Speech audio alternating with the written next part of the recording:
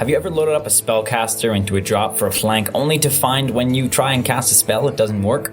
How about using Nydus worms and somehow you keep having units missing from your control group? It's likely that you just chalked it up to human error and moved along, but never really figured out exactly what's going on. Fortunately for you, I took the time to figure out exactly what's happening in both of these scenarios and more so that you don't have to. The root of this problem comes from adding units into a control group when you already have units in a drop or Nydus. Let's take the spellcaster example.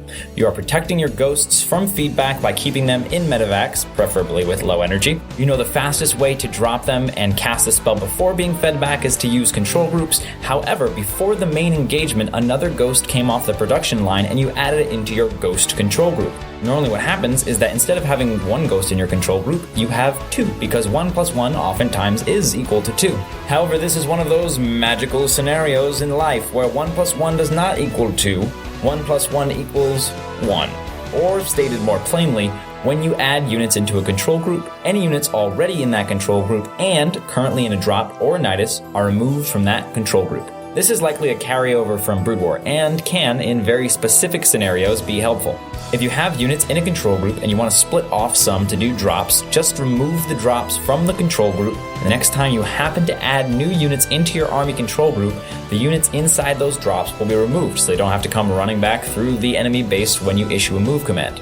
The problem with this is that it's very circumstantial. It really only ever happens to Terrans. The units have to be coming out of the production and added to the control group at the right time. If the distance to the drop location is short, this becomes less likely, etc. At this time, I would like to propose a solution that works for every race, every time. Treat units in a drop or Nydus as selected when that drop or Nydus is selected. When a control group with units that are currently in a Nydus or drop is selected, treat all those units, even those within the drop or Nydus, as selected. Do not remove them from the control group if something is added to that control group.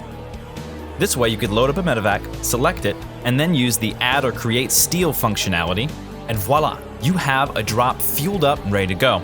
Moving your army won't mess up your drop, and when retreating with the drop, all that is necessary to do is select the harass control group, right-click the medevac, and get out of there. This would open up a high-level player's capacity for multi-pronged aggression while making drops arguably more intuitive for the new player. In the case of a Nydus, the Zerg no longer needs to wait for the entire Nydus to be unloaded to add units into that control group, and has the additional option to use the add or create steal function with the Nydus selected to create a secondary control group at a secondary location. Not only does this open up more multitasking and potential Nydus opportunities for the experienced player, but it also opens up the idea of using Nyduses as forward rally points because you don't have to wait for the Nydus to be unloaded to egg hotkey. And to top it all off, that moment where the new Nydus user loses a bunch of units in their control group and is confused, lost, and maybe even loses the game will never happen again. My name is JaKaTaK, and as always, thanks for watching. If you have an idea you would like me to make into a video, please leave it with any questions, comments, criticisms, concerns, or anything beginning with letter C in the comment section below, and I'll see you again soon.